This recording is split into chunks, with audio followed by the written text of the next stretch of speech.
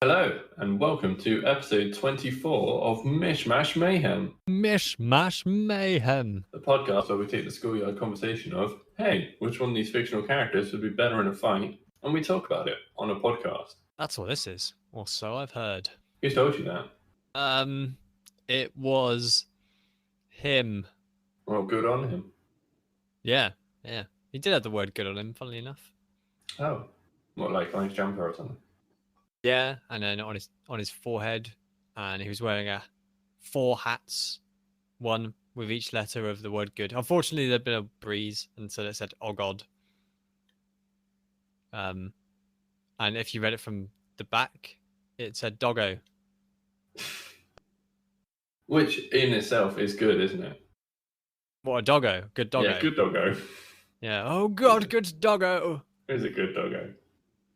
I mean, who isn't a good doggo? Bad doggo. And every single cat. Yes. And arguably every single animal that is not a dog. That is true. And also bad dogs. Bad dogs are not good dogs. Fact. Check your facts, kids. Like, don't take our word for it. Look it up on the internet. Are bad dogs good dogs? I think you find there's probably a Venn diagram which will prove my words. That's today's lesson. Today's lesson is fact check. Yeah, suck it, Wikipedia and or tabloid newspapers. I mean, some of them tell truths sometimes. So, just I know. If you want to go spouting something you see, just fact check it first. Give it a good FACTCHECK. So guess what? You accidentally fell off a bus backwards. No. Oh, then I couldn't possibly guess unless it's the thing we were talking about before we started recording. In which case, it wouldn't be a guess; it would be not a guess. Hey, it is that thing. So this is the first episode where I'm recording in the Mish Mayhem office that I briefly mentioned around the first one we did this year. Not jizz on a stick. I know. My voice does sound slightly echoey in here. I don't know how much that will come up on the recording. Hopefully not much, but if it does, then that's something to look into for the future. But it means that, I've got my own room to record in, which is all quiet and nice. And isn't the room pretty empty at the minute? Yeah. I imagine when you get some more stuff in it, it'll dampen it a lot and you might not be as echoey. Yeah, well, we don't have any furniture for this room yet. We're eventually going to get a sort of sofa bed or something to go in here. I love the way you say that. I mean, I know that there's a desk and a chair, but I'm imagining you just like in a completely empty room, just like sat on the floor with a laptop, like, this is my office. I will record here. No, I could have done it like that for a long time if that was the case, but no. Well, I suppose I couldn't. The reason I couldn't do it for a long time is because there was a bathroom in here, which is a whole other story we won't get into. Today. Yeah. But I've got my desk. And it's really nice because I've got like one half of the desk has all like my all the Mish Mayhem photos for like the Hall of Fame, and like the original hand drawn like designs for our logo, and then the other half is all like family pictures, which are nice and lovely. Oh, Are you gonna accidentally put your family in fights to the death? Not on the podcast. Oh, I see. Because I'm not gonna lie, I think your dad would win most of them. Really? Okay. I mean, when I say family pictures, it's very much just me and the wife. Oh, then your dad couldn't possibly win those because he is not you or your wife. No, and we all know she would win. So, wait, would she? Yeah, probably. I don't know. It depends what they are, I suppose. She's pretty strong. If they're in the co-op, home advantage. I mean, she works in the co-op too. Yeah, I know. That's what I'm saying. Oh, but I work in the co-op too. Well, if it was in her co-op, if it was in your co-op. All right then. Also, do you want to know something else really stupid? Oh, absolutely. So definitely on the last episode, and I have a suspicion for a while, I'm going to let you in on something really unprofessional that I've done. And then so at the end of the episode, I've been getting our email address wrong. Lol. Oh, I know. So this episode, we'll definitely get it right, and everything will be well. Hooray. Do you want to just read out the correct one right now, or just in case? Sure. What I've been saying is podcastmmm@gmail.com, which is wrong. It's actually podcastmmm@tinkertailorsoldiersponge.com. I see. Yeah, I know. I mean, if you it's try to just send an email to that, does it just like bounce back? no idea. I'm gonna try it right now. It is just because it is a Gmail account, so I just assumed it was gmail.com, but it isn't. Podcastmmm@gmail.com is what you've been saying, yeah? It's certainly what I said last episode. Test for bounce back. This is not going to get received. If someone gets this email, they're gonna be so fucking confused. I just want to see if it bounces back. All right, we'll come back to that later in the show. Oh my god, this is our new segment of what we would do later in the show. We'll start some stupid segue like we always do, and then we'll see what happens later. Anyway, so speaking of the show, this is a show, and therefore it probably has a structure. Some shows don't. It does, just about. Can you think of a show that doesn't have a structure, like at all? No. No, neither can I. So what we're going to do is, last week we had, well, I say was it last time? Last time we had Gandalf the Grey-O versus Lucy from I have a feeling it was Gandalf the White, actually. Doesn't fucking matter, does it? He's dead now. Yeah. Spoilers. Oh man, hashtag dead Gandalf. Hashtag dead Gandalf. That's in the chat. press. Not that we have a chat, but you know. If we did, you'd all be slamming your Fs right now. Yeah. You know, I never used to get that joke. I used to think it meant like, you know, F for like fuck. You know, as in like, oh, they failed, or fuck, they're dead. But it's from like a COD game where it prompted you to pay your respects at a funeral, and you had to press F to do it. Really? I didn't actually know what the reference was. Yeah, that's what it's from. So you just be like, it's like a pointless action prompt to pay your respects. Press F to pay your respects. Anyway, so given that Lucy now has her Mish and her Mash, there is now a new challenger approaching. Because it was in real life almost 5-6 weeks ago, and my memory is notoriously bad as it is, I literally don't remember what clue I gave. I do, roughly. I can at least paraphrase it. But we'll get to that when we do the introduction. Yeah, fair. But she will face a new challenger. So what we're going to do is we're going to, as tradition dictates, start off with Lucy, reintroduce her, what she does, whether she prefers baking paper or tinfoil, and if she was going to use one of those, what would she bake? And then we're going to go through, you know, what kind of things she likes to do, how well she is defended, what her skills are, and all the useful jazz for a fight to the death. Then we're going to do the same for the new introduction of our new character. And then we're going to throw them into a randomly generated location. By randomly generated location, I do not mean that we are like spamming regenerate on Minecraft until we get an area, because that's randomly generated. Normal and about any kind of roguelike arenas, I mean, I'm going to roll a dice, but not just any dice, because it's the Die of Death. Die of Death. So we're going to roll that, and that will dictate in which one of up to 20 predetermined locations they will fight in. And then depending on our whims... Suggested by you. Yeah, you specifically. I'm talking to you, Barry, Larry, and Harry. And Harry. Wait, sorry. When you said and Harry, I assumed Barry, Larry was one person. No, Barry, Larry is one person. Right. So it's Barry, Larry, and Harry. Yes, and Harry... Is his surname Gary? No, his surname is also Larry, but he doesn't like... He doesn't... No, they're not. Oh. That's why we discern the difference. But I see.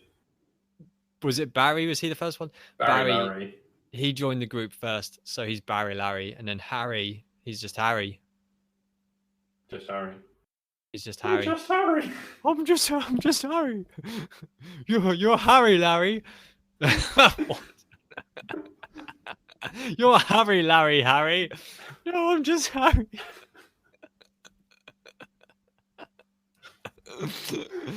Oh God, it's begun already. And also to let everyone else know, both of us are quite severely sleep deprived at this moment. Yes, I came back on the sleeper train from Edinburgh. And if any of you have ever been on the sleeper train from Edinburgh, you will know that the seats are okay. So it wasn't as bad as the way up, because on the way up I had a single seat, whereas this time I had a double seat to myself. So at least I could lie down, which was of benefit. So I don't feel like mega tired, but I am slightly sleepy. Yeah, I'm currently transitioning from nights to days for my holiday, so I haven't been to bed yet, and I got up yesterday afternoon. Hooray! Yeah. So I've been. I have had a little nap on the sofa, but if you exclude that, I've been up for about 22 hours now. Hooray! Yeah. So if we're a bit more off track than normal, that's probably why. Funky dory. Right. Well, let's get to it. Okay. So, as previously stated, Lucy has already won her Mish and her Mash. So you already, if you've been listening, know all about her anyway. So let's just quickly bomb through her information. Meow. Exactly like that. So, there was a young girl who had a really traumatic life, and this caused her personality to split. And the dark and sociopathic personality she developed was called Lucy. Lucy is who's joining this fight. She is a Dioclonisis, which is essentially like a person with horns. They also have a thing called vectors, which are invisible arms that vibrate at such speed that they can cut through virtually anything and vibrating fast. Or if they can vibrate slow, then they can pass through physical matter by sort of vibrating through the particles in a thing that I suppose is technically scientifically accurate, but realistically not. Yes, it is a well-known possibility that because your hands are made of matter, right? Mm. And what is most of matter made of? Particles. Well, there's just empty space, most of it. Right. There's so much room between the nucleus of your individual atoms and the electrons, which bind them together. I'm so sorry, any physicist who knows more, and I'm killing you. But anyway, there's so much empty space that there is a finite chance that if you were to slap the table, they could all line up so perfectly their hand just goes straight through the table, but it never really happens. No, but that's quantum mechanics, isn't it? Well, it's to do with quantum stuff, yeah. Yeah. Okay, dropping some science. That's probably the only bit of real, clever person thing you'll get in this podcast. We have some. Yeah, we have our moments. Yeah. Yeah. So basically those are the sort of things it can do. Going from the anime version of Lucy, she has 4 of these vectors, which are approximately 2 meters long. So she can reach out, pick stuff up and throw them or grab them. Or she can, as previously mentioned, use them to reach through walls. She vibrates them slowly. She vibrates them quickly. She can cut people to shreds, which is why the anime is full of bloody violence. Hooray! Hooray! That's my favorite type of anime. The bloody violent anime. Well, yeah, it's a bit boring if there isn't any blood and violence, isn't it? I mean, that's not necessarily true, by the way. I want my genre of anime to be bloody violent. To be blood and violet, please. Violent, please. I want that violet blood, purple blood. Alien blood. But biologically speaking, these vectors are actually the way the Dioclonisis reproduce. If it were to ever touch a human male in a non-lethal capacity, it would mutate his sperm into such a way that any child he had would become a Dioclonisis. That is some sexy foreplay. Right. Well, it's not really foreplay. Yeah, It's sexy mutation. mutation foreplay. Well, it's not really foreplay because it's their sex, isn't it? They don't need to have sex because they just. Well, so yeah, but it's the act. You know, imagine getting fluffed with a dying Knock's hand, and then that's the foreplay, and then they go have sex with someone else. I suppose so. The male still has to have sex, don't they? Yeah, he still has to get one off, doesn't he? Yeah, I suppose so. He still has to make a pancake from his baby batter. Okay. You can probably cut that. I literally only just clocked what you said. It was one of those things that took a while to stick, and I was like, oh. Yeah, it did to her as well. Wait, what? I knew you were going to say that. Yeah, you did. Yeah. So, like I sort of got to, Lucy is very much kind of sociopathic. She doesn't really have much consideration for other people. She just very much does what she needs to do. She's quite happy to brutally murder to achieve her goals with little care for people's lives. And by the end of the anime, she sort of develops a connection with a couple of the people who are like the main characters and stuff. So, I mean, if people are important to her, she can be considerate to them. But it's, she doesn't sort of go out craving human connection. She's quite happy to just go and kill people who oppose her. So it's sort of really the good attitude you want for a fight to the death. Hooray! Yeah. So the thing that the Dionysus can do, as I mentioned, she's got 4 vectors that are about 2 meters long, is also, if needs be in dire circumstances, she can exert herself to either create more vectors or extend the reach of her vectors. This does have the side effect that it will start to melt her. That's unfortunate. It is unfortunate. And as a general sort of day-to-day thing, that Dionysus are naturally very good at healing quickly compared to humans. But any melting they cause of their own accord, they are unable to heal. So exerting themselves for too long will cause permanent damage. Oh. I know. So basically, they're all right to do it for a short amount of time, but any sort of prolonged exertion is bad for them. The other thing to mention that is important is that Dionysus essentially look like humans, except they've got little horns on their head. I say on their head because where else would you have them, But if these horns were to break, then they lose all of their powers until their horns naturally heal. So if for whatever reason in this fight her horns were to get damaged, she would become just a regular teenage girl with no powers at all, other than teenage girl powers. Who doesn't love a good teenage girl power? From what I gather, other teenage girls. Bloody teenage girls. Yeah, they tend to be quite catty and ruining other teenage girls. Oh, that sounds filthy. Damn it, teenage girls, why can't you all just get along? Yeah. I say as somebody who's never been a teenage girl. Yeah. Clearly isn't the person to judge. You could be. I've once met a teenage girl. Did you? Just one? Well, at least once. I have known teenage girls. I have known teenage To clarify, girls. I have known teenage girls when I was a teenager. I don't now as an adult hang around with teenage girls. You can still know teenage girls though. Like I know teenage girls. Like my cousin is a teenage girl. I don't think I do know any teenage girls. Oh, good. I guess. Sure. Suppose it's neither good nor bad. It's just so. Just so.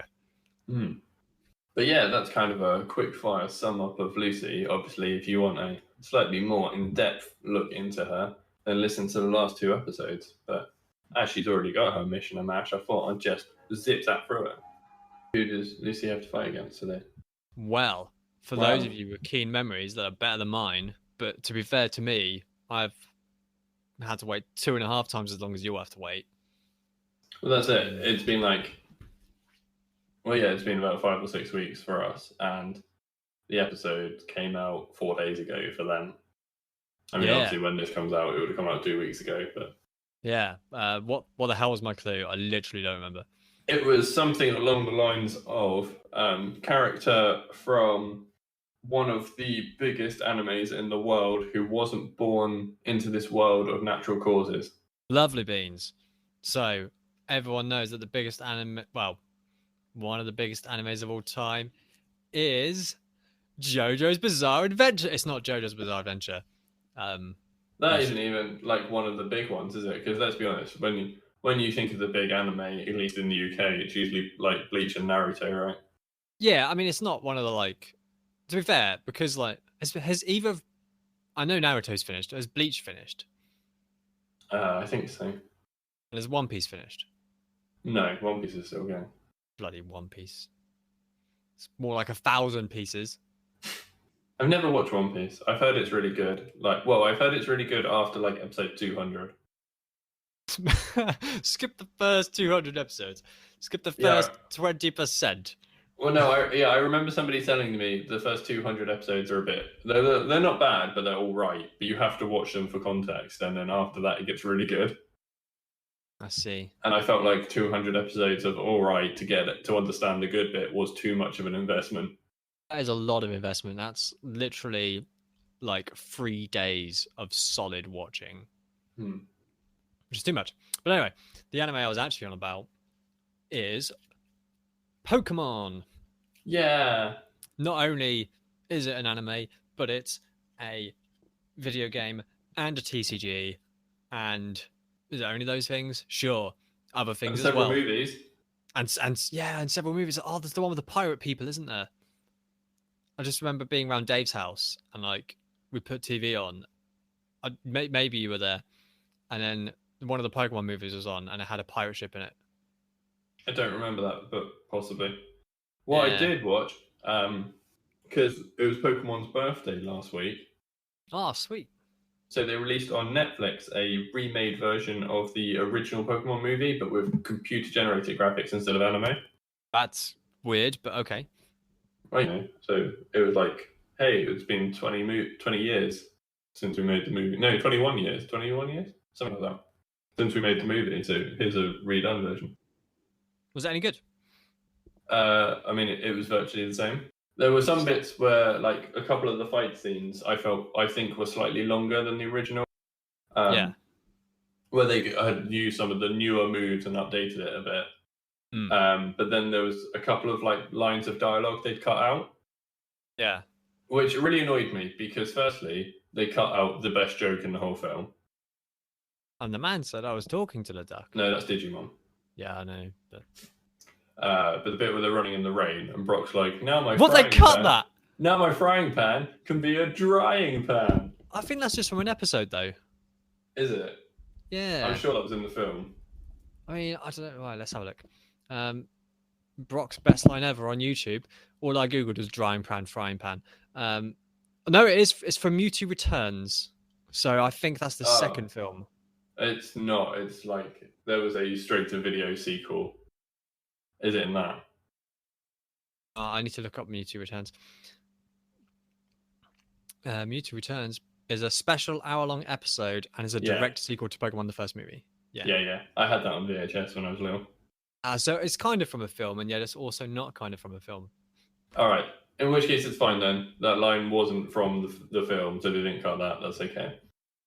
Yeah. But what they did definitely cut is there was bits at the beginning where they talked about like the legend of Pokemon tears healing like magical wounds and stuff. Oh, what? So they foreshadowed the fuck out of it?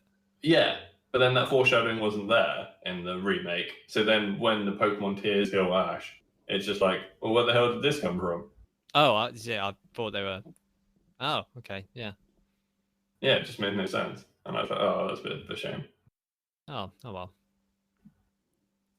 But anyway, so if it's the Pokemons that we're on about, who do you think it is? I mean, there are lots of Pokemon now who have been made out of not natural.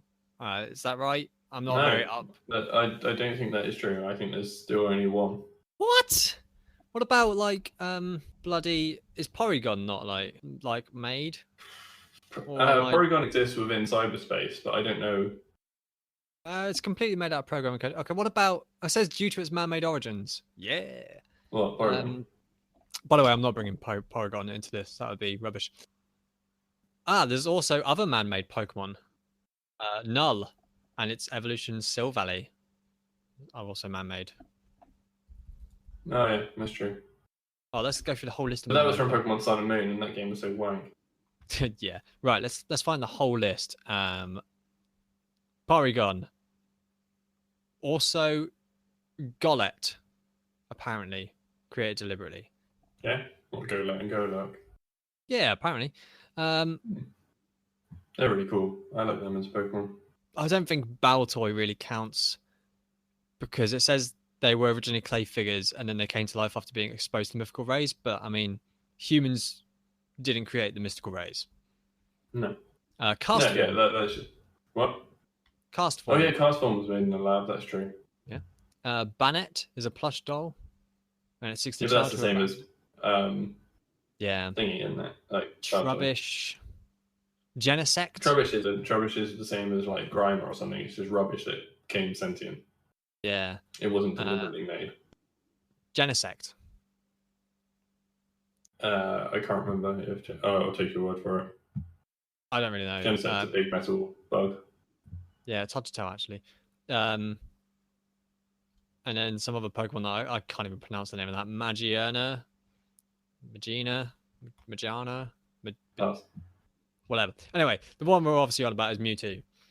Yeah. The famous one, the canonical one, the primary one, except he's the second because he's number 2. He's 2 Mew. He's Mewtwo. So for those of you, now to be fair, it was quite hard to find a canonically consistent backstory because, as we've mentioned, Pokemon is films, game, anime, manga. It's all 4. Which one are you going for? A mix of all of them. I'm just going for the one that I remember, which is probably the anime/film version. Okay. Because the whole point of if people think of Mewtwo, they don't think of whatever I'm not thinking of. They think of man, including Giovanni, were like, let's clone some shit. Oh, we found a mythical Pokemon called Mew. Let's clone the. They found the fossil of its eyebrow, didn't they? Yeah, they found something, and they were like, "This is a mythical Pokemon. Let's clone the shit out of this." I mean, they've also tried cloning other Pokemon in the thing I have here, and this is from Mewtwo Strikes Back, and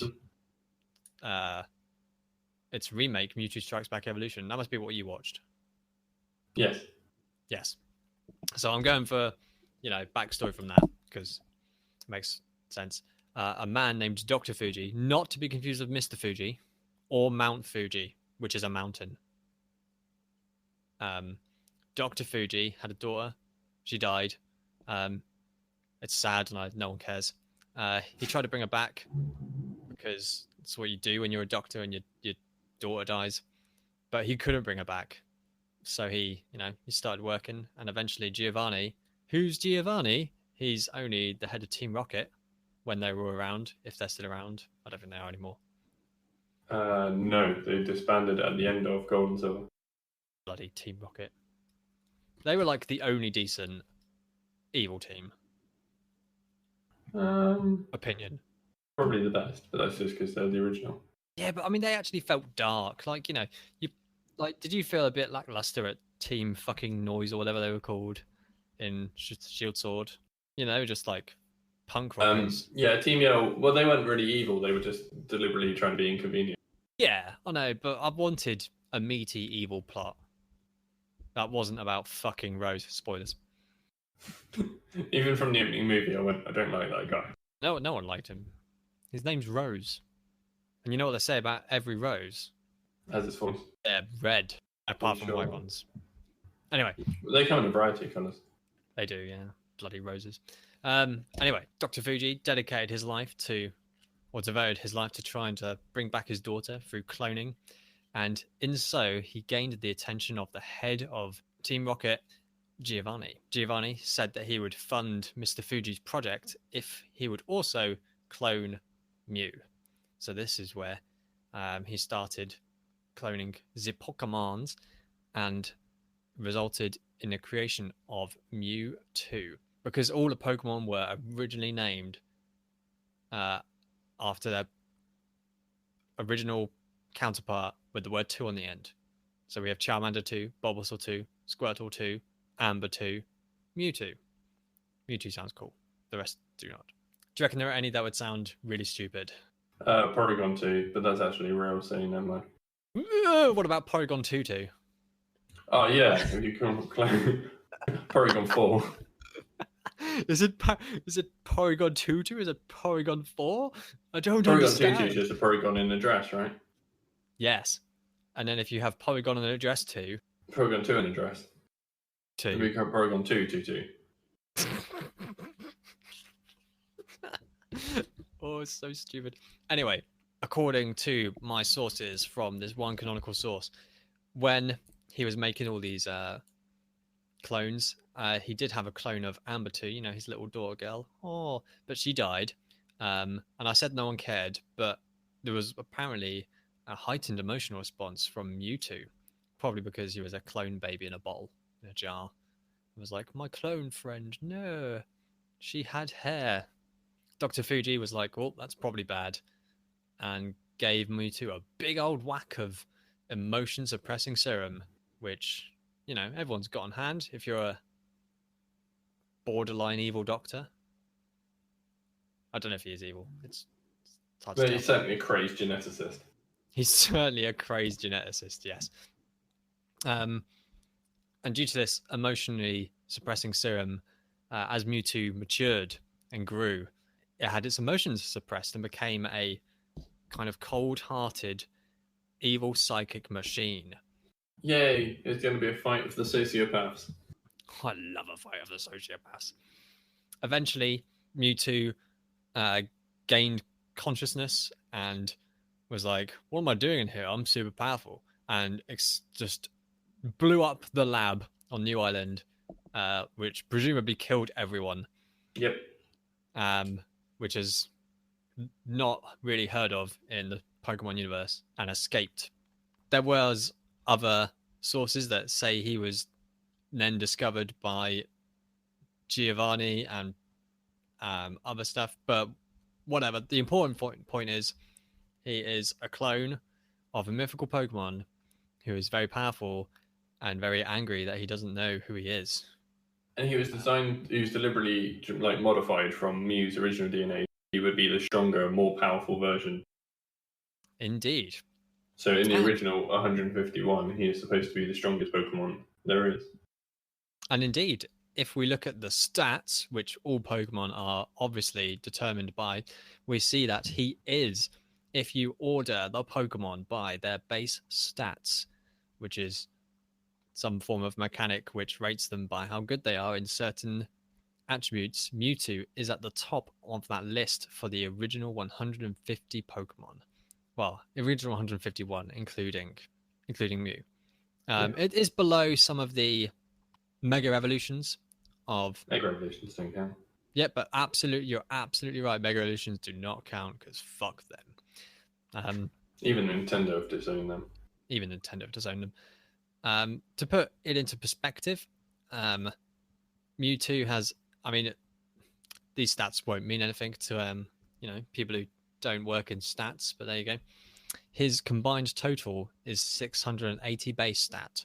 Even Mega Requaquay only has a total of 780. And indeed, Requaquay that's Rayquaza for people who don't speak stupid. Who is like supposed to be like another all Mega Mighty Pokemon, is joint with Mewtwo. Interestingly, how does he compare to Arceus? Because one would like to hope that Arceus is actually the strongest Pokemon. Arceus is base stat 720, so 40 more. He's flat 120s across the board, which is interesting because a Pokemon has lots of different stats because Pokemon are traditionally used for casual blood sport without the blood. I don't So know. you should fit in right well in this podcast. It should fit right in. But in this instance, Mewtwo's not going to be owned, is he? No. Pokemon, much like humans, have 6 core stats that are attributed to them. They have a health, an attack which equates to being punched, a defense which equates to taking a punch, a special attack which equates to, I don't know, if spitting fire or something. I'm thinking if a human was to spit fire. Yeah, like a fire breather. Yeah. A special defense which equates to not being burned, and then a speed which equates to being Usain Bolt. Mm-hmm. So Arceus is a flat 120. And why is he the most powerful Pokemon ever? Because it's God. Because it's God. Cool, that's a good reason. Yeah, well, Arceus created all the other Pokemon except for the man-made one, because Arceus is Pokemon God. What a legend. Airy, except I think it's probably mythical, isn't it? Probably. I don't know what the difference between mythical and legendary is. Mythical is literally only one of them. Legendary is just super rare. I think. I'm not entirely sure. That makes a lot of sense. So, like, Mew and Mewtwo and, like, Arceus, for example, would be mythical. Like, things like Articuno, Zapdos, Moltres are just legendary. Well, that's an interesting thing, because when I was looking up this, it did say there's canonically 2 Mewtwo's. Oh. Yeah, because the one, like in the films, the one from the first film is not the one that turns up at a later date. I suppose it's not the same one from Detective Pikachu. That's a different universe altogether. Probably. Anyway, so where Mewtwo shines is his speed, which is 130. To put that into perspective, Faster than God. It's faster than God, and there's only 2, 3, 4. There's only 4 non-legendary Pokemon that are faster than it. Sorry, 5 points, mega points, if you know what they are. I'm just trying to think what's really fast. Are there any of them in the original 150? Yes. Ooh. So, like, Dogtrio? No. Oh. Dogtrio's pretty quick. Dogtrio is pretty quick. Starmie? No. Electro? Yes. Yeah. I'm just going to go for the others. I actually don't know. Is it Yanmega? Is Yanmega on there? Yanmega is not on the list. Because it has speed boost as its ability, so it gets faster every time. It does, but it's base stat. It's not. Yeah, I know. All right, so you've got Ninjask. Oh, really? Yeah, apparently. Electrode. Aselgor. Oh, yeah, Excelgor makes sense. I don't know if Zeraora is actually a mythical or a legendary or not. It sounds like it. Zeraora, it isn't. I mean, technically, you can only get one in the game, but I think. Well, there you go. So there's actually 6. But as far as the anime is concerned, I think it's just like, a rare Pokemon. I think they are about. And Barrascuda. Really? And the fastest Pokemon is Deoxys Speed Form, Speed 180. Oh yeah, of course, Deoxys Speed Form. That makes sense. Yeah, but I don't count that because it's like mythical and stuff. Mewtwo 130. So that's one place where he excels. He is one of the speediest bastards ever. No, I imagine special attack. And you're damn right, special attack. Again, ignoring mega forms, there is only an attack form of Deoxys, which is obviously designed to attack. There is only one Pokemon that is more base special than it. Ooh. And that is Xurkitree, whatever the fuck that is. I don't recognize the name. It looks like a tree made out of electric wires. I don't know. Whatever it is, I think it's mythical. Doesn't matter. The point is, Mewtwo's badass. Mm-hmm. So, how do Pokemon work? For those of you who don't know, Pokemon use moves.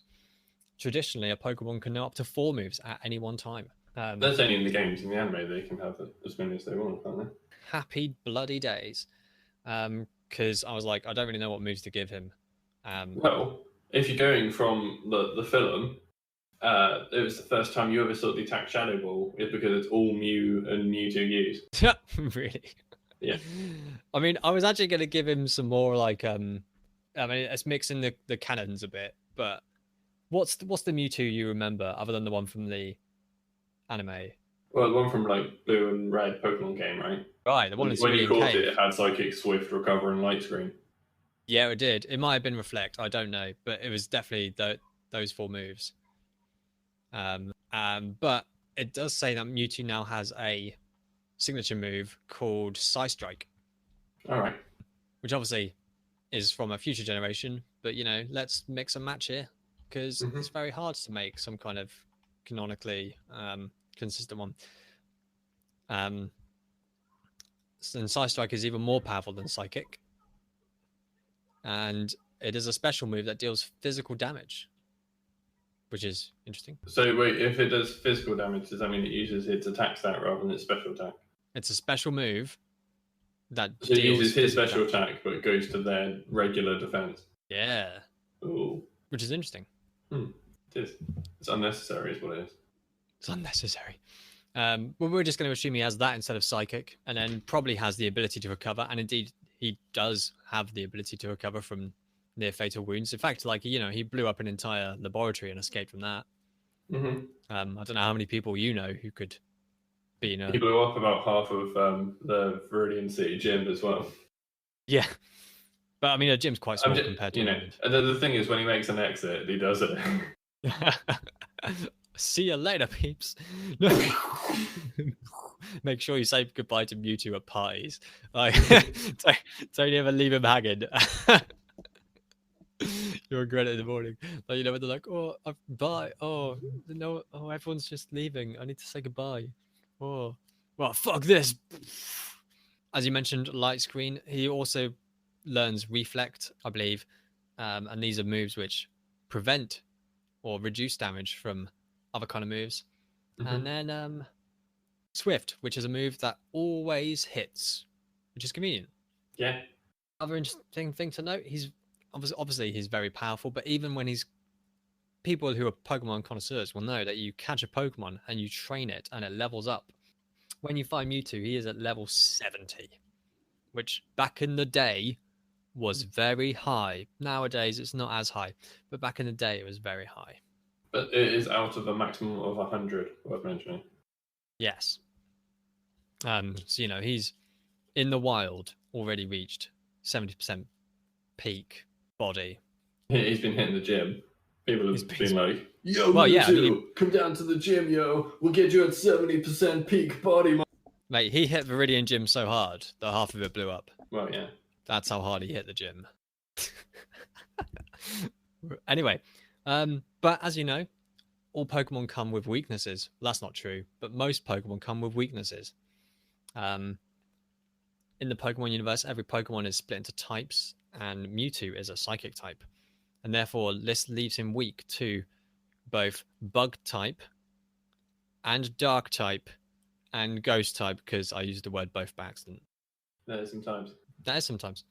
Handily, I was thinking about this earlier on the train. I alluded to the discussion earlier. I don't think people really have type. No. I mean, not that Lucy is a person, she's a Dionysus, but she's from the world of people. A fairly realistic. Ignore the fact it's incredibly sci-fi. It's designed to be a realistic anime. Yes. Whereas Pokemon is obviously not realistic because Ash would be dead as shit. As would T-Rocket. As would literally everyone. Not literally everyone, but a lot of people. Yeah. But I was thinking, and I want to throw this out to the audience as well. And I want to see if you agree with me. Because I was thinking about this on the train. I was like, if a human was a Pokemon, what type would they be? And I didn't want to think like, we're fairly humanoid. We're probably fighting. Instead, I went down the line of what are humans weak to? And so let's bring up the entire list of Pokemon type because I couldn't think of them all while I was on the train. And I'm going to go through them one by one and say whether people are weak to them or not. Okay, normal. Are people weak to normal? Normal is kind of like, being punched. It's normal effectiveness. I don't think people are super effective against it. I don't think, I just think it's that, isn't it? Fighting, on the other hand, that's like having Jackie Chan fight you. That is super effective. I mean, it's the difference between a man kind of like rugby tackling you, and a man who knows how to break your neck with his bare fist fighting you. Sure. Weak against fighting. What about flying? No, we're not weak against flying. Birds, they can peck you. Is it going to hurt any more than a beaver biting you? No. Poison. Absolutely, we are terribly weak to poison. You know, people get poisoned all the time. I mean, that's not true, but people do die of poisoning. Weak to poison. Ground. Not really weak to ground. Like, don't get wrong. It hurts if you fall over, but it's not the end of the world, is it? You say that, what but about if you lived rock? in America where there was earthquakes, Well, yeah, but people don't get killed by the earthquake. People get killed by the buildings falling on top of them, which was caused by the earthquake. And what a building's made of? That's right, buildings are made of rocks. I'm treating debris as rock. I think rock is distinctly different from ground in this case, and people are weak to rocks. If people get hit in the head with a rock, you know, you imagine someone throwing a lump of soil at you rather than a lump of rock. Like a lump of soil, just like, ugh, what are you doing that for? A lump of rock, like you could get concussion, you could be dead. So it's game over. Yeah. Right, bug, not weak. How the hell are we weak to bugs? You know, a little spider walks over you, bites you. No, not a problem. And now if it injects you with venom, that's different because that's poison. And then you would die. Ghost, don't exist in this universe. We can't be weak to ghost. Doesn't make sense. Steel, we're probably quite weak to steel. I mean, people get shanked if you get crushed by an I-beam. You know, steel hurts a lot. Fire, absolutely we're weak to fire. Burning to death, horrible. Are we weak to water? No. And don't try to tell me that if you're drowning in an ocean, it means you're weak to water. Imagine little kids having a water fight.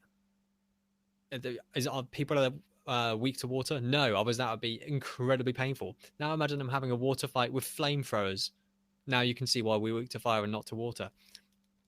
Grass. We're not weak to grass. You just get grass stains and you're like, oh, that's annoying. Our clothes are weak to grass, but we are not.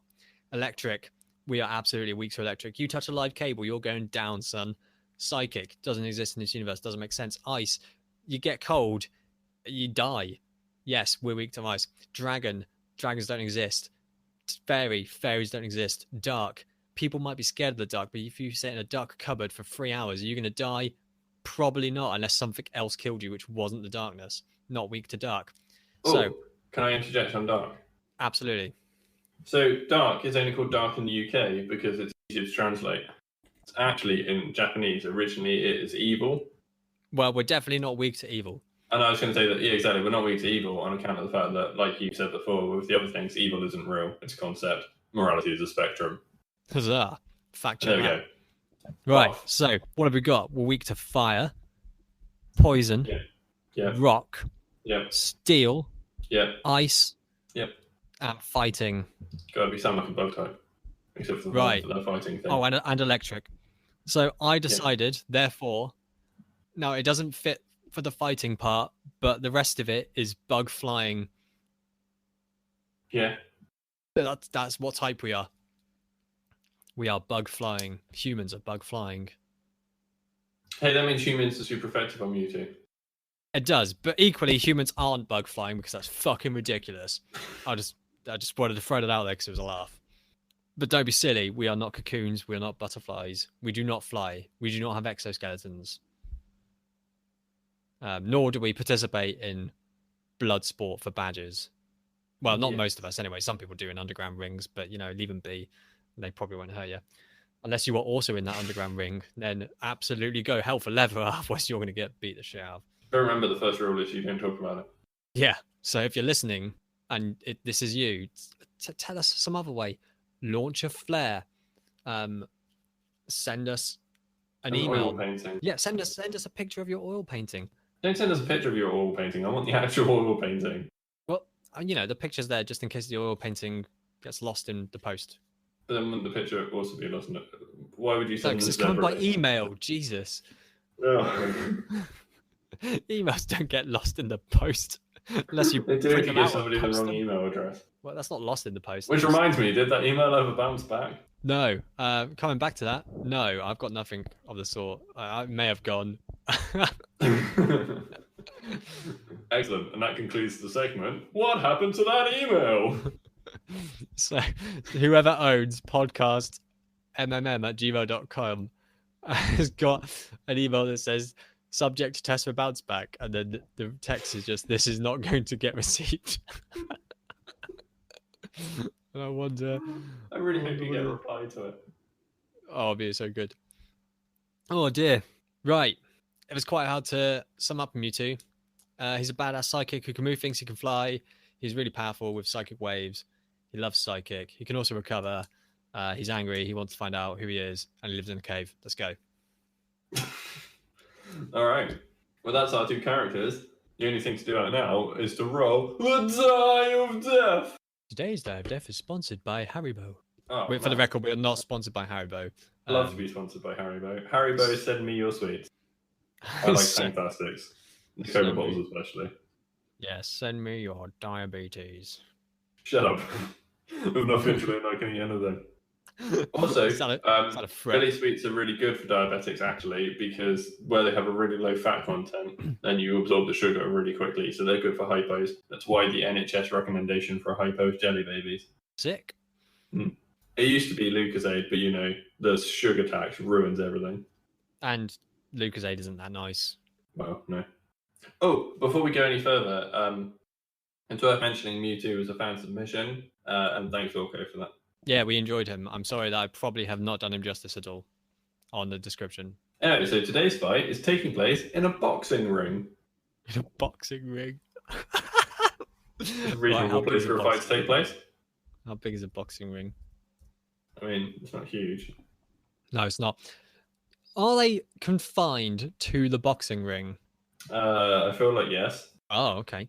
A boxing ring is somewhere, but what? A standard ring is between 16 and 20 foot. That's fucking stupid. It should be exactly something, not between.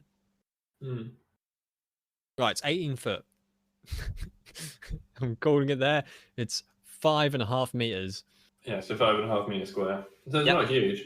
No, with a half meter on the outside. And then, just in case people get thrown out the ring, because, you know, people can get back in the... Oh, no, I'm thinking of wrestling ring. Yeah, people don't go outside the ring in boxing. Yeah, that's interesting. If they get... If either of our competitors go outside the boxing ring, are they eliminated? Yes. According to Gang Beasts, anyway. According to Gang Beasts. Yes, but anyway, it's about a meter off the ground.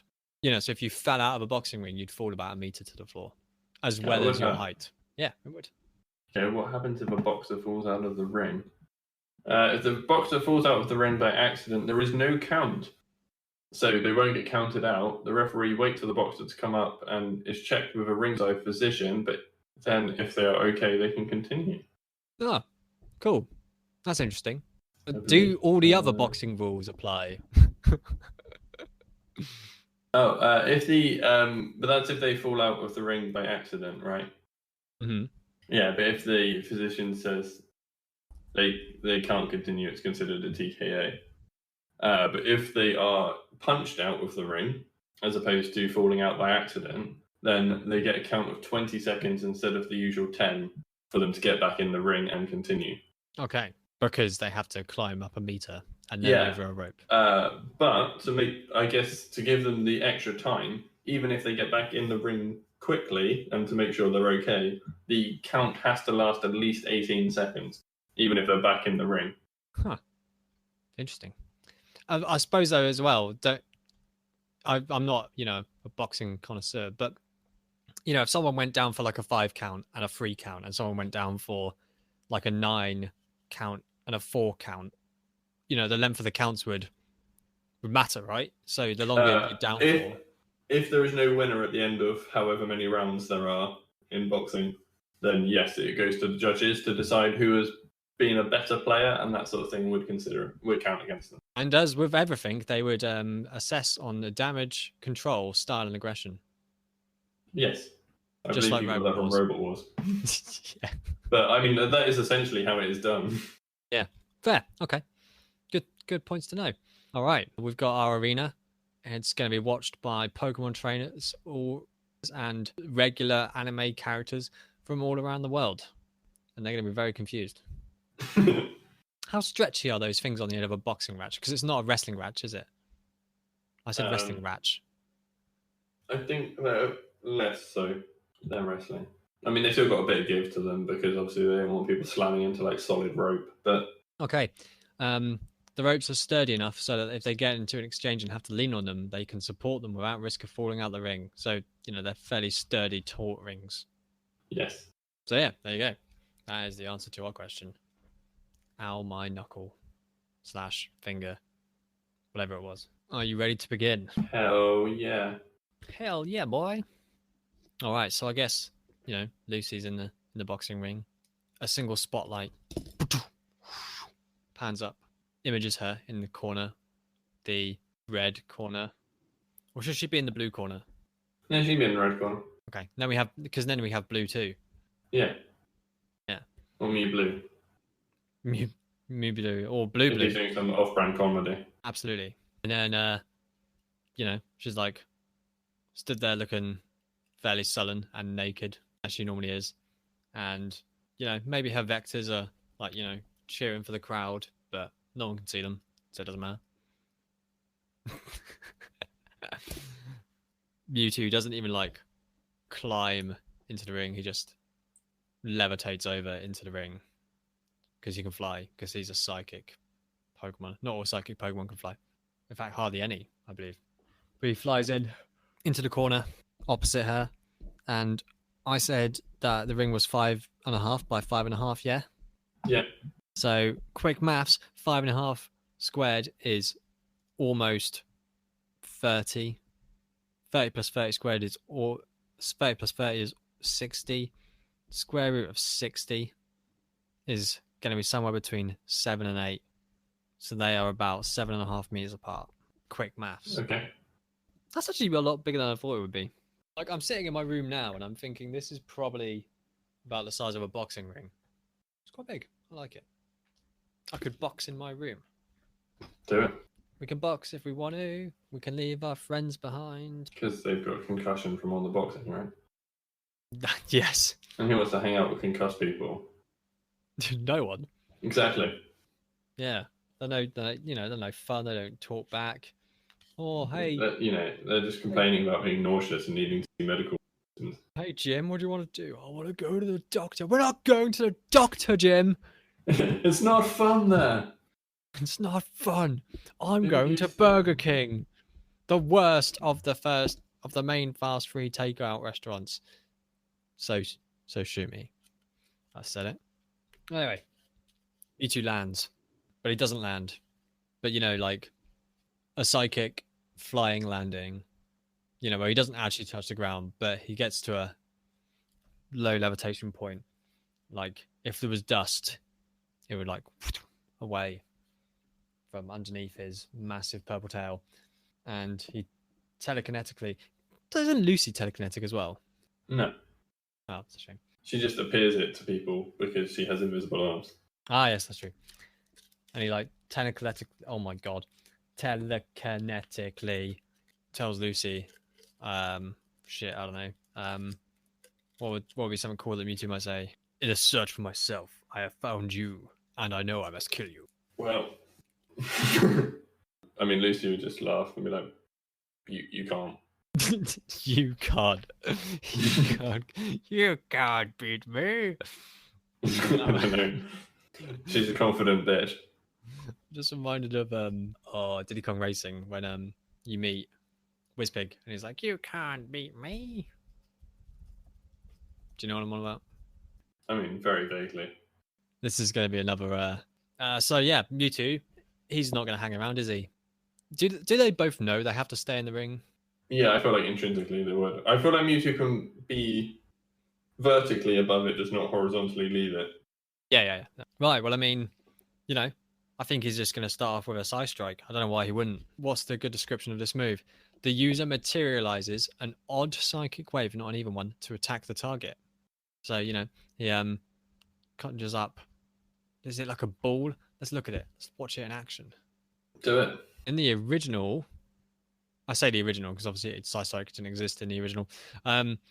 But in the first generation it existed, it's like a swirly pattern radiates from his body like waves, and then when it reaches the target, then psychic like smashes into them.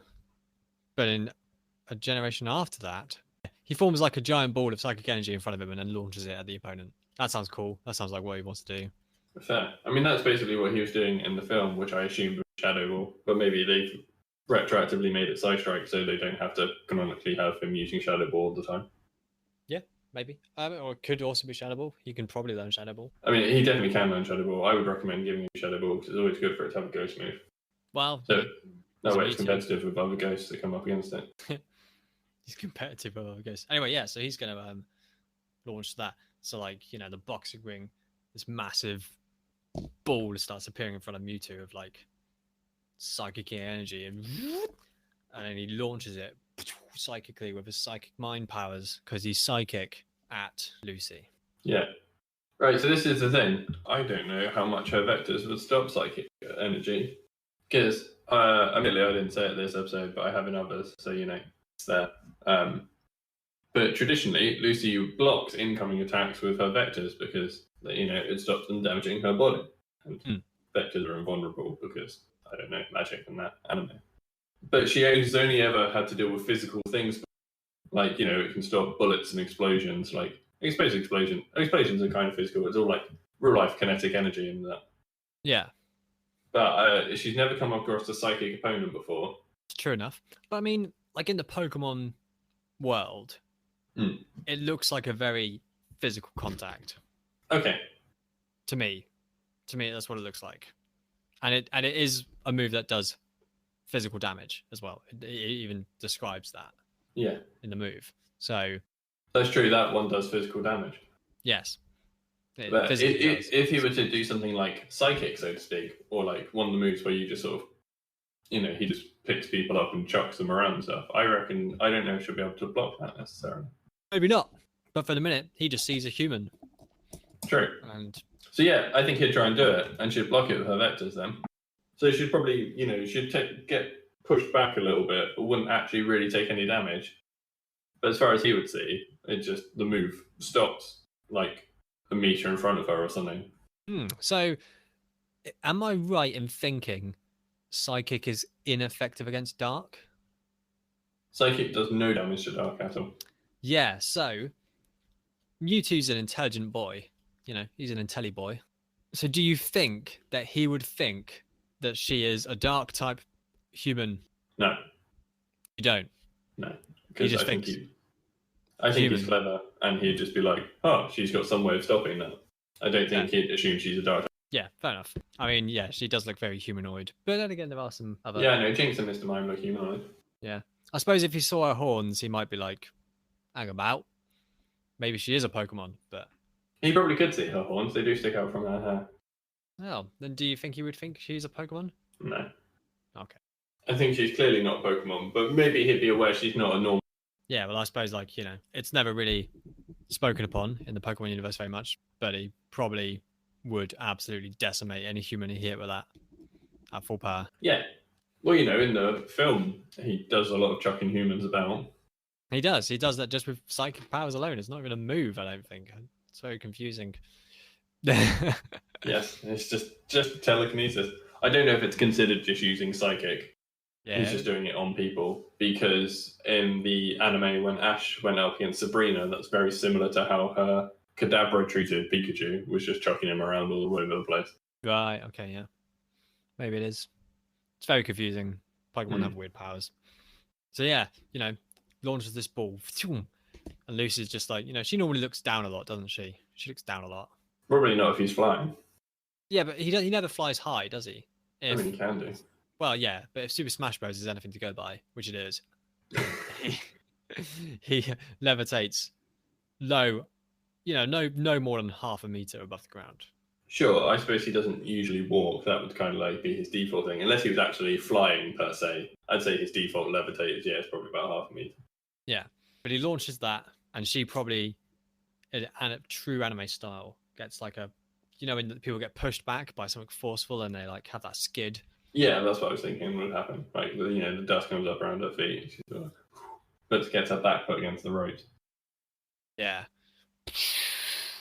Like, there's little bits of boxing dust go. That's my dust noise. See, I already think I know how this fight's going to go. All right. Well, what do you think? Because I think that Lucy's going to be outranged. Yeah. Because essentially, as we've already been over, Mewtwo is a fast old boy. He is a fast boy. So, I mean, technically he's gender neutral, but he was always portrayed with a male voice, so. Yes, apart from the second Mewtwo, which I mentioned earlier, which was portrayed with a female voice. Was it? See, I don't know Yes. of the second Mewtwo. No, neither do I, until I read about it earlier. Okay. But anyway, Mewtwo is pretty fast, so it can keep launching attacks. Yeah. Mewtwo has range, whereas Lucy, well, he has a essentially infinite range. He has line of sight range. Yeah. Whereas Lucy only has a range of 2 meters for her vectors, and less than that for her actual physical arms, which are pretty much null and void anyway. Yeah, I just think he's going to be able to keep launching attacks and keep her on the defensive, and she's not going to be able to get close to him. But equally, is he going to be able to do anything to her? Well, yeah, like I say, I reckon if he were to use psychic or his telekinesis or whatever you want to call it, as opposed to using things she can physically block, I don't see any reason he can't just pick her up and chuck her around like a ragdoll. And then wait 18 seconds for her to climb back in. Yeah. Or just whatever. And even if she does manage to get close to him, he can just fly upwards. I mean, I do agree that it's definitely gonna start with a good bit of ball launching, ladies, and some scuffing while he's and as she tries to get close, he'll probably just dart around the outside. And as we've established, if the meter, I didn't even think about this when we crunched the numbers. I just picked out what was written online. But if it's 5.5 by 5.5, if she stands dead center, her 2 meter radius still leaves, more than half a meter of free space. Yeah, and this is what I was thinking. Traditionally, you start in opposite corners, don't you? Yes. So they're diagonally opposite corners. Yeah. And in a normal boxing fight, you'd then go to the middle and box because both people have to use their arms. Yes. In this instance, so they're the longest possible distance apart. Mewtwo's firing off projectiles. Lucy's just not going to be able to get near him. Yeah. I mean, she would be able to, probably slowly walk in or... Not if she's being pushed back every time she blocks. Yeah, that's true. Yeah, but obviously Mewtwo isn't going to get anywhere by only throwing physical side strikes. So as you say, he's probably going to launch testing some water, darting around, to see what kind of defenses she has. And, she's got pretty good defenses. I mean, she's been known to stop bullets, so the speed of the projectile isn't an issue here. Yes, that is true. It's the consistency of which the projectiles get launched. Yeah, so it's an interesting thing. Obviously, her vectors are super fast, and that's really good for her catching things which are coming towards her super fast. And she has good reactions, but her physical body does not have that same speed. No, so she can't get close enough to do anything offensively. Yeah. And probably after Mewtwo, realizes that side strikes are not working, or he runs out of PP. I'm not really sure what happens in anime.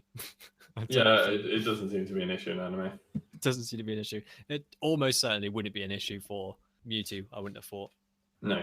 To be fair, it's very rarely an issue in the game unless you're doing multiple fights. Yes. Like the Elite Four. Hashtag give me my Elite Four back. So then he's probably going to try some telekinetic abilities / the equivalent of psychic. Yeah. See, the thing is, firstly, you can't see this coming and it just sort of affects you. So Lucy wouldn't know where to block. And secondly, where it just, I don't know, telekinetically lifts her. I don't see, even if she did know where to block, how she would block it. Yeah. So I don't see any reason it could not work. Yeah, and he can pick her up, and don't get me wrong, he would probably find it very hard to throw her anywhere because her arms are going to be able to say stop her being slammed into the ground, or stop her being flung to one side because she can like push him out, defend. Only if he actually tries to throw her somewhere. If he just essentially telekinetically slams her into the floor, Yeah. there would be nothing she could do to prevent that. I imagine, like, to start with, he would probably go for a telekinetic slam, which isn't gonna, it's gonna hurt. It's not gonna kill Lucy, not by any means. She's a tough cookie, well, tougher than most teenage girls anyway. Mm-hmm. Unless you live in, like, I don't know, Nottingham. Is Nottingham full of tough teenage girls? I have no idea. I just kind of went for a Northern Sea. I figured if they're going to be tough anywhere, it's going to be a Northern Sea. Fair enough. But after he's done that, he might then try and, drag her across the floor to the other side of the boxing ring, while himself crisscrossing to the opposite corner of the boxing ring. You know what I mean? Yeah. I could draw it in a print screen. No, I get what you're saying. Well, I've started drawing it now, so. All right, well, you draw it then. You better love this because it's going to be beautiful. I think my top down of Lucy is nails, and my top down Mewtwo is garbage. Your top down Mewtwo is ghastly. It's funny because Ghastly's a Pokemon and a word. Yes. But yeah, no, that's cool. So Psychic Slam. It's not a move, but it should be. Sounds cool, doesn't it? It's basically Seismic Toss, but special. And Psychic. Mm. But that would kind of make it no point in being Psychic, though, wouldn't it? I mean, does as much Seismic fun as Toss it is always do being 50? No. Or is it always Seismic Toss is weight dependent. Oh, it used to be 50, didn't it? And then it became weight dependent. Yeah. Because they didn't have they did have weights, but in like first gen, I swear it was just 50. I'll take your word for it. I'll take the Google's word for it. Generation 1, it did damage equal to the user's level. So it was like Nightshade. Not Nightshade. Yes, Nightshade. Yeah, Nightshade. Yep. Then from Generation 2, it was affected by type immunities, but it still was the same.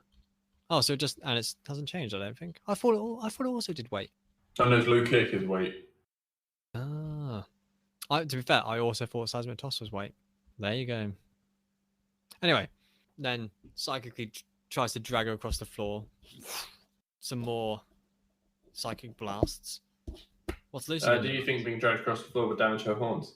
I don't think in the way that she was dragged, no, because... That's fine then. It's always nice to check. Yeah, he probably wouldn't appreciate that those are weak spots because Pokemon don't have any weak spots, as far as I'm aware. But she would have been like, face down and then dragged rather than, your things on top of your head don't typically get dragged across the floor when you're face down. No. Or, chin down. So I think they're fine. But what next? Well, possibly. If Mewtwo is not releasing her from this psychic hold, which I assume he wouldn't because it seems to be working. Yeah, why would he? Well, exactly. So Lucy essentially is just taking damage on a relentless timescale until the point she dies. But obviously she wouldn't want that because that's a bad thing. It is. So she, at this point, might be forced to overexert herself and extend the reach of her vectors. Yes, the old fallback system. I couldn't think of a better word for it. And then essentially, it's basically a case of would Mewtwo be able to, in some way, destroy her before she could get her vectors to reach him? Because if they reach them, they're going to rip him to pieces. Do the vectors become visible when she exerts herself? Or are they just exactly the same? I believe they're the same. You can hear them when she's sort of using them more prominently because of the speed at which they vibrate. It creates a noise. Yeah. Okay. I mean, do you think Mewtwo would be able to perceive this? I mean, probably. He would probably know that things are different. Like I say, I think he'd pick up on the noise, but whether or not he would know what it was to be able to do anything about it.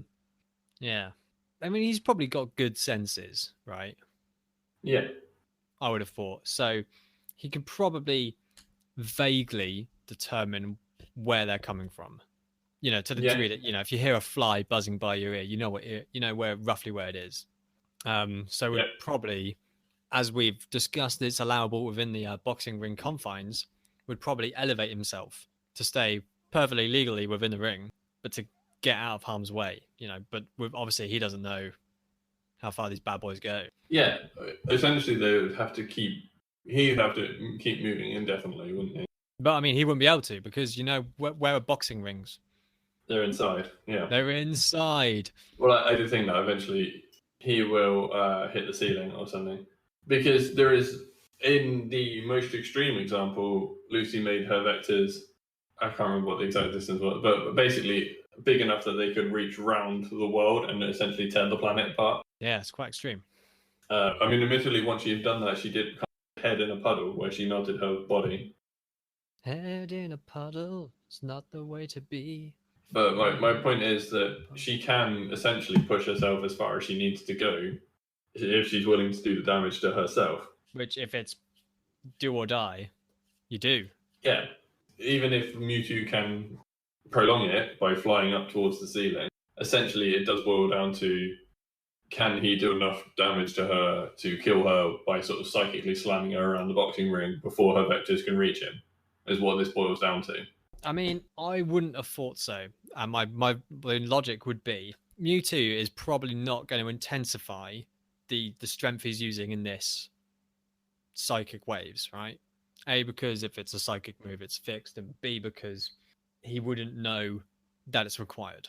Yes. Being a psychic move, there's no way, or sorry, being a special move, this bit, and not knowing that the horns of power are horns of power, they're going to remain intact.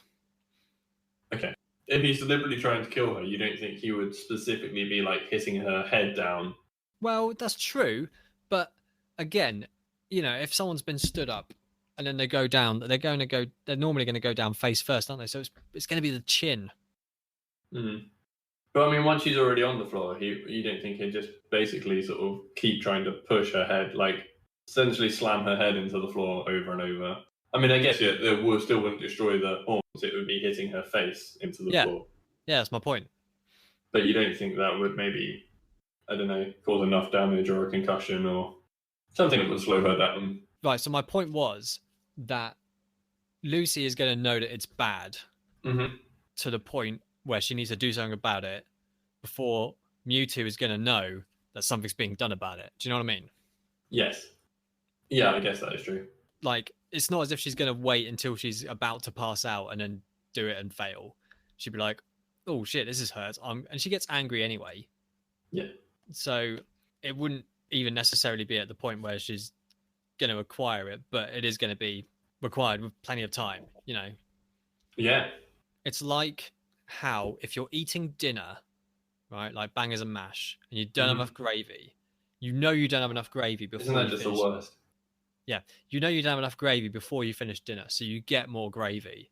You don't finish your dinner and then go, oh, I need more gravy, and then have more gravy, because that gravy would be useless. Right, this is the analogy, and it works perfectly. I get it. Yeah, no, the gravy analogy is good. Yeah, the gravy analogy. So she's going to be able to intensify that while still in a position to take more hits, because otherwise it's pointless. You know, obviously she would have done it before, and she knows how much she can take. It's true. Because she's well versed at fighting and things. Yeah. So what's going to happen is she's going to start intensifying this thing. Mewtwo's probably going to hear some like incoming vibration danger, which, you know, sounds a bit dirty. Sounds like a porn film. And vibration fly up. Danger. Vibration danger. Fly up. That sounded like a very happy sheep. Fly up into the ceiling. Whereupon he's obviously going to be halted by the ceiling. So my question is, if Lucy is having her head smashed, is she just going to grab whatever's nearest first? Or is she going to try and go for an insta decap, which will be difficult because she can't necessarily see? Because he's really high in this. I say really high, you know, he's going to be like 10 meters up in the air, and she's going to still probably have her face jammed against the floor. I mean, I don't know if she'd necessarily go for decapitation, but she'd probably just sort of cut through his torso. Whatever comes into contact, yeah. Yeah. So, because obviously if she can see what she's doing, she can aim that really happily. So it's the question of where does it catch? Where does it catch on Mr. Muir or Mr. 2? On 2 beams? I think, though, even if you were going to get out, it would just cut off a limb or something. once she gets like a cut, I think she would keep going. Like her, she'd just like work up. Yeah, I'm just thinking like if it doesn't get him instantly, like Mewtwo's escaped imprisonment before by blowing up the lab. Is he gonna go heck and blow up the boxing ring? Yeah, probably. Which would be dangerous. Yes, I reckon. So possibly. I mean, yeah. If you think like if it just catches his leg or something at first. The only reason I feel it would is because he's flown up. She's chasing, has a vague idea, but if you're having your head slammed into the ground, you're not going to have a perfect idea of where someone is. No, not at all. So yeah, so basically Mewtwo will lose a leg. Oh, his limb. He used it for low kick. Just be like, he'd probably lose his grip on Lucy. Yes, that's very true. Psychic is a very mind-based power, and don't get me wrong, he's powerful, but I mean, this is something completely different to what he's used to, because he's used to critical hits from Pidgeotos and whatever. He's just had his entire leg removed. This is not something that happens in the Pokemon world. Sure isn't. And then he'd just be like, psychic explosion. Yeah, so he's like, well, Lucy would like immediately take this opportunity to, as he like staggers in pain in the air while flying. Staggers, yep, happens. It's going to be a weary get up because she's been being slammed into the ground to try and get a pinpoint position. But I think Mewtwo's resilient enough. He's definitely going to have lost his concentration. I don't think there's any argument about that. Unless you're going to argue about it. I was actually. Oh, you were? Cool, carry on. Because I didn't think Lucy would necessarily worry about getting herself up, or I think she would just straight away go. She would know that she's cut through a leg and would just straight away go for another attack higher up. Okay, fair point. Because if that's like leg, next one's going to be sort of at worst at the hips, probably through the stomach. Like a lethal sort of into cut. Yeah, it's a fair point. And if she's cut for his leg, then it would probably only take her like another second to make another attack. Yeah, especially if old Mewers is old Toofers is staggered in the sky. The effective term in Pokemon might be he flinched. Yes, I think a reasonable reaction to having your leg removed. Yes, is to flinch, and then would, unfortunately, get old mangled by man hands from a lady. Who's Lady Manhandled? Yeah, I guess Lady Manhandled into bits, which is a shame because he would have made an interesting telekinetic boom, which would have killed all the spectators. But we don't care about them. Sure don't. Take that, spectator Steve. Yeah, spectator Steve. Yeah, you didn't even pay full price for your tickets. Got on Groupon. Yeah, bloody Groupon. This will teach you to Groupon. Why don't you group off?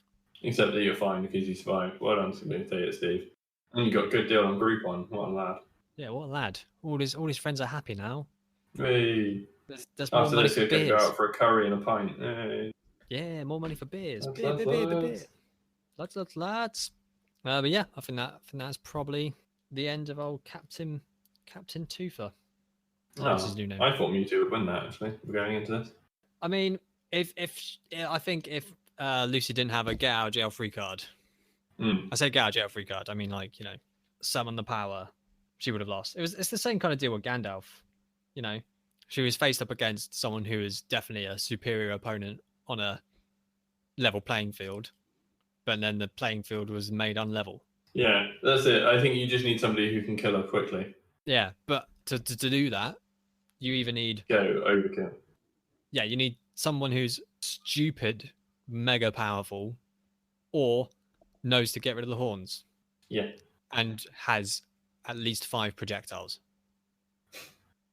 4 to like occupy, and then they need to have 500 IQ to be able to do that as well, to determine that they've got that. So it's unfortunate, but that's the way it goes. But you know what that means? Lucy's got her Mish, her Mash, and her Mayhem, and therefore is the second fan-suggested character to enter the Hall of Fame. Happy days. Cool. And also, that means that there'll be 2 new characters next episode. Exciting. I'm always excited. Yeah. That's why I have to wear really tight jeans. Wait, what? Oh. Surely you'd want to wear baggy jeans, otherwise you're just showing off. But maybe I am. Well, maybe you are. Well done. It's good for you to have something worth showing off. No need to brag about it here on the internet. Well, God. oh, I'm sorry. Making the rest of us feel bad. Oh, So, what's your clue for your next episode person? all right. Next character. They are, I suppose they're from a book, but they're really from a film. Right. And it's a series of now 5 films, but realistically, you just watch 1 and 3, and then you're done. Job done. And you can watch 2. Oh, okay. Yep. He doesn't have a very good family life, but he has a wicked catchphrase. He sure does. And his name is synonymous with chips. That's my clue. Not quite the same. No, but it's... Okay. Some good cluing. So, my clue for my character I'll be bringing next time is a Marvel Comics character. Mm-hmm. She is part of a team. Okay. And she has powers that revolve around having other people's powers. Oh, cool. Interesting.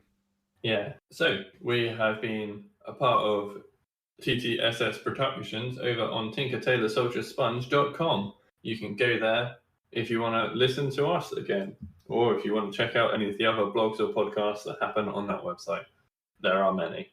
Yeah, there's one about cocktails, there's one about politics, and there's one about everything and yet anything. Indeed. There might be more. I can't remember. There's one about Warhammer as well. Is there? Yeah, that's what Astrocast is. Ah, bloody hell, he does a lot of things, doesn't he? I don't think Walker's in Astrocast. Ah. I think that's like us. It's a bit of a spin-off. A spin-off. I mean, it's in the extended universe of TTSS. It's in the extended universe. I love it. Because we like fan suggestions. Feel free to suggest things. You can suggest things to us on the Twitter at podcast MMM. That's podcast delicious. Don't put the delicious in there. You won't find us. No. But you can just comment delicious on our page if you want, and we'll think you're cool. Yes. If you think that fight could have gone differently, then tell us how you would have had it plan out. Similarly, if you want to suggest any characters to be in future episodes, that's the place to do it. Or you can suggest ideas for arenas for fights to take place in if you thought a boxing ring was a tad boring. Or a tad small. Or a tad small. Or a We tad have had big. a few weird small places, haven't we? But mind you, last time we had a cave with a river and stuff, so that was quite expansive. So it's like, the varieties. But maybe you're not on the Twitter and you still want to suggest stuff to us. You can do it at the correct email address. podcastmmm@tinkertailorsoldiersponge.com. Hot What? jizz piss. Hot jizz piss. Yeah, it's, when you've just had a hand shandy and then you're like, oh, I better clear this out. So, yeah, go for a pee afterwards. I can't get over the phrase hand shandy. I've not heard that before. It's one of my favorite words for it. It's so good. I've developed, I keep saying my brother's one, it's just become a wiki chank. A wiki chank. Oh dear. Do you have a weekly wiki chank? No. So you can email us there, and that'd be fun. We like it when people get involved. We also like it when people tell all their friends, because podcasts mainly spread via word of mouth because we can't afford advertising. What? I know. Forbid. Unless people want to pay for our advertising, in which case that'd be lovely, thanks. Yeah, please do. But don't feel obliged, because good God, that would be mad. So then, any final thoughts for the day? Oh, I normally say something random, don't I? Final thoughts. No, I'm just really hungry. Just really hungry. That's fair. Oh, wait. Sorry. Can I do a random final thought today? Oh, absolutely. So, this is just the thing that made me so amazed this morning. So, when something really simple happens and it just makes you ludicrously happy, like from just the tiniest little things. Yeah. So I had one of those this morning where, because the guy I was supposed to be working with was off sick, our baker started early and essentially covered the night shift part, and then just started doing baking at 3 a.m. instead of 5. Yeah. Which meant everything was ready like 2 hours earlier. So at 4:30, Nice. when I was having my cup of tea before we opened like the doors, all the cookies were coming out the oven hot. and we've just got brand new lemon and white chocolate cookies. Oh. And I was like, oh man, give me one of those fresh out the oven with my cup of tea. And I tell you, it's exactly what I needed at 4:30 in the morning. I was just sat on the till with my tea and my cookie with like the biggest smile on my face. Happy fucking days. It was so good. Also, if anyone is near a co-op. Oh, mate, you're as happy as Gary Larry. I was as happy as Gary Larry Barry. Gary Larry and Harry. And Harry Larry. Barry. No, I'm sure it was Barry Larry. Gary was the other one. I don't remember anymore. One of them was definitely called Harry because he was just Harry. Yes. He was. You're just Harry Barry. Harry Larry. But yeah, my point is, if anyone is near a co-op in the next like 2 or 3 weeks, then you need to get yourself some lemon and white chocolate cookies because those shit is amazing. Excellent. That's your thought for the day. It is. And on that note, bye. Catch you all late.